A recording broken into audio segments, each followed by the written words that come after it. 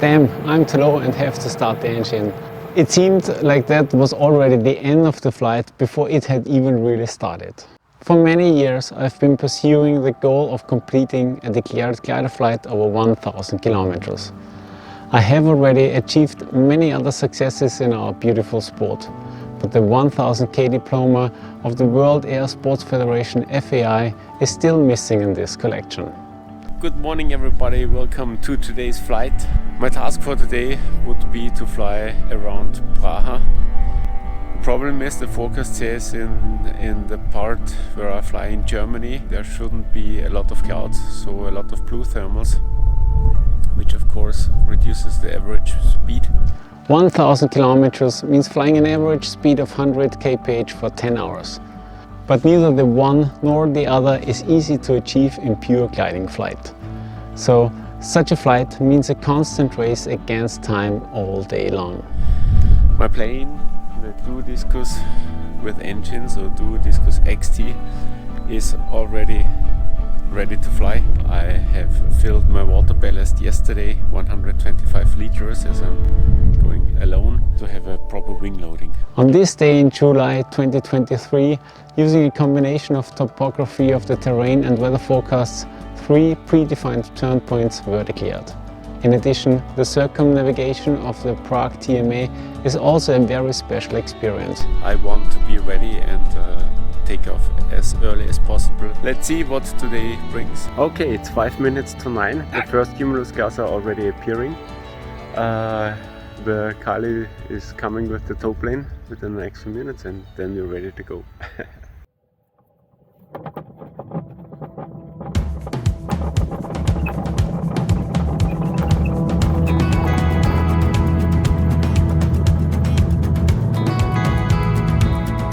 After releasing at about 9:30 near my start point, there were hardly any clouds. Stupidly, I let myself get carried away by the time pressure to continue flying towards the border triangle Germany, Czech Republic and Austria too soon. Arriving at Hochficht, I could look at it from a very unusual perspective. Below the edge of the slope I rarely fly there. So finally I got lower and lower and could not find any thermals from this low altitude. With the landing field selected just in case, I started the engine. Fortunately, it started right away.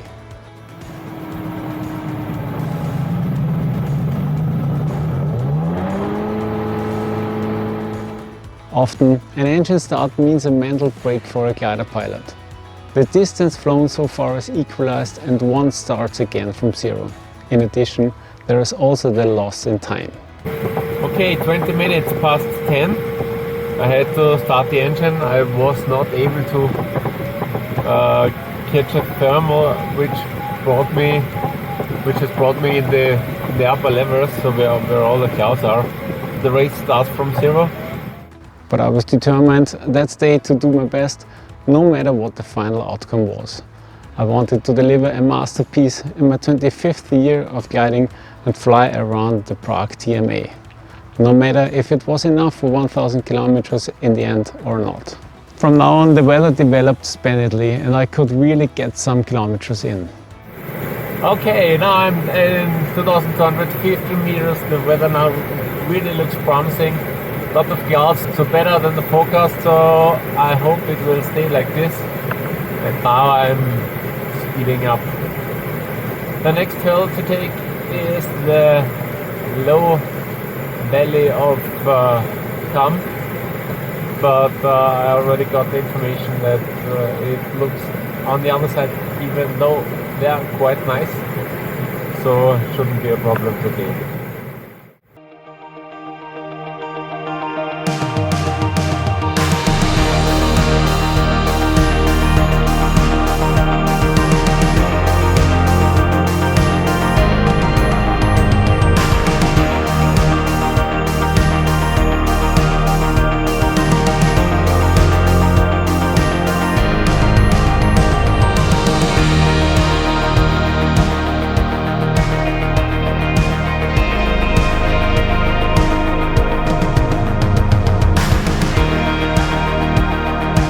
Soon I arrived at the Big Aber, skipped the valley of Kam and flew further towards the upper Palatine forest.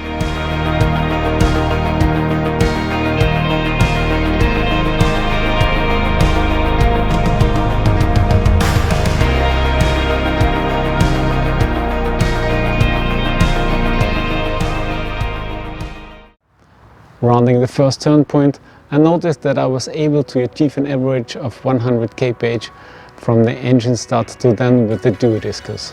Not bad for the morning. Okay, here in the Oberpfälzerwald there are only few cumulus clouds, but anyway it's better than forecasted and it helps a lot to decide where to go next. So I am now presently 48 kilometers before my first turn point. The weather looks good in this direction and also in that direction where I go next to the second turn point. So let's keep the speed high. But when I arrived at the Ore Mountains, the weather got much better once more. The cloud base there was already at 2,700 meters, the climb rates were also good, but even better was the cloud speed, which was along this low mountain range. I could fly almost straight ahead without much altitude loss. It was really great. This was also noticeable in the hourly average. There, at the second leg, it rose to unbelievable 120 kph. I hardly ever reached this in the dual discus so far. Passing the Elbe breakthrough, which I have only seen a few times before, it went on briskly towards the second turning point. I reached it at 2:15. It was clear now that I would follow in any case the circumnavigation of the Prague TMA. I was also very much looking forward to fly the Giants and Jeseniki mountains in thermal conditions, as I had previously only known them from wave flying. Furthermore, the cloud optics were excellent, even if the climb rates became somewhat weaker. Nevertheless, I was able to maintain an average of about 100 kph. Reaching the Jeseniki mountains warmed my heart. Every time I visited Mikulovice airfield near Jesenik with my friends for wave flying, we were always welcomed extremely friendly. And on this day, I could look down at the well-known flying area again. I was really happy about that. However, there was a problem with my task.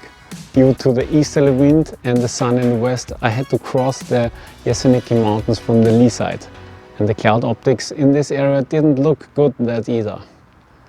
It became briefly exciting in the cockpit because a turn to the south to find an updraft would have been accompanied by an enormous loss in time. Fortunately, I found an updraft shortly thereafter that lifted me over the peaks of the Jeseniki mountains. This cleared the way to my third and final turn point. Shortly after 4 o'clock in the afternoon, I also rounded this one. Actually, this time was also in my original schedule. However, I had lost about 50 kilometers in the morning due to the engine start. So I started my way back. The Pradet, the highest peak in the Jeseniki mountains, passed under me, and above me there were still magnificent clouds. Shortly after, I started to calculate. Just under 3 hours remaining thermal time until about 7 p.m. should really be enough for 300 kilometers. But if I wanted to add another 50 kilometers to complete the 1000 kilometers, it could be tight. Besides, I had to add this distance in a straight line to comply with the FAI rules for the 1000k diploma. The way back went quite well. Except for a low point near Hilava, I made fast progress. Across Licha, then an emotional highlight. My computer pinged and showed the message, task on final glide. I thought to myself, is this really the end of a long road today with reaching the magic 1000 kilometers threshold in thermal gliding? But 2 moments later, I remembered that the computer didn't know that I still needed 50 kilometers more to compensate for my mishap in the morning. So it was once again exciting in the cockpit. Back at the Vltava reservoir, I was already a little desperate, looking for the last saving updraft. I knew if I found one more thermal to climb to the very top one more time, my goal of achieving the declared 1000 kilometers would definitely be assured. After some exciting searching around, I heard the all-redeeming tone of the barometer. Yeah, it's now 20 minutes past 7 local time. I think I've got the last thermal for today, 1.3 meters per second the climb rate, and I think it's the last hill to my very big goal to declare 1,000 kilometers. Oh, it's so cool! Keep the fingers crossed. Still 200 meters to climb. With a climb rate of more than 1 meter per second, I was able to climb once again to 2,500 meters at around 7 p.m. Then, during the final glide, my imaginary kilometer counting gauge hit the long-awaited 1,000 kilometer mark. I was at the end of a very long journey. Yeah, final glide. It's so unbelievable. I did the 1,000 Ks today, and they were even pre-declared. I've worked so hard for the last 15 years for finally to reach that goal today, and I'm so happy.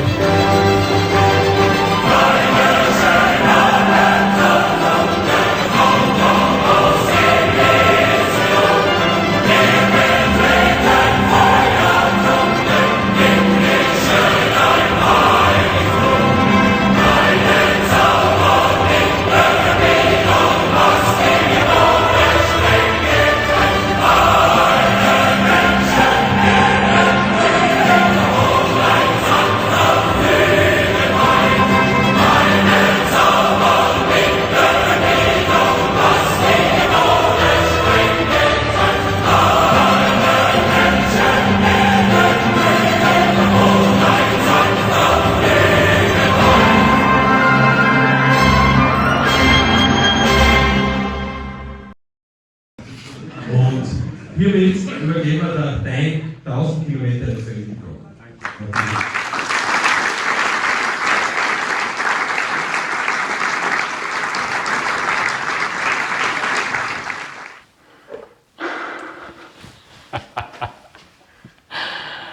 Voll cool.